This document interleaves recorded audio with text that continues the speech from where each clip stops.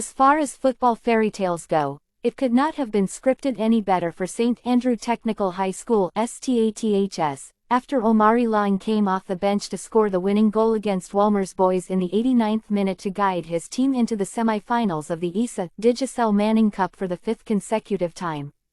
Things were hanging in the balance up until that point, as a draw between the two teams meant that the semifinal spots would not have been decided until match day 3 of the quarterfinals. However, Omari, brother of the late Omar Laing, who was one of the stars of the Manning Cup last season, answered the call of his coach Phillip Williams to score a stunner that broke Wolmer's heart on Tuesday.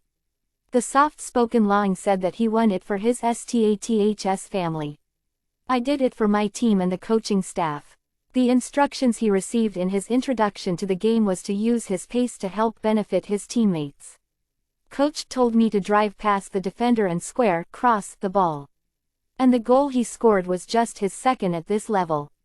When I received the ball, I just pushed it and kicked it. It is my second goal in the Manning Cup and the better one." Laing expressed pride in making the semifinals again and admitted their desire to go all the way. "We are feeling proud going to the semifinals and we want to win the Manning Cup." Coach Williams explained the timing of the introduction of Laing, who sealed their quarterfinal place with a game to spare. Namar Nelson was giving the wingback for Wolmer some amount of trouble, and Namar is quite slow, so we thought that a little more speed right there would have given us an edge going down that right flank, and it paid dividends for us, the coach explained. Omar has not featured much this term, and Williams explained that it was due to the fact that the younger of the two Laing brothers was still coming to grips with the passing of his brother, who was violently killed on his birthday earlier this year. "He has been used sparingly because of the strength of the team, but he came up trumps for us, and that's a very important goal, one that I think he will remember for a long while," Williams said. Continuing, he said, "Omari is still recovering from the loss of his brother, and I think the entire STATHS family is also recovering from that. We have to assess his condition and his state of mind, and I think most of the time that is the reason he hasn't been used more. Of course, Omar would have been a very important piece of this puzzle that we have been putting together. Emotionally, I think he is a little bit under pressure where that is concerned.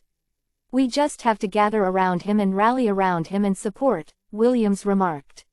STATHS will face Jamaica College (JC) in their final group game at the Stadium East Field starting at 3 p.m. Friday. These youngsters are hungry for more. They want to live up to the expectations of the guys that have gone before them.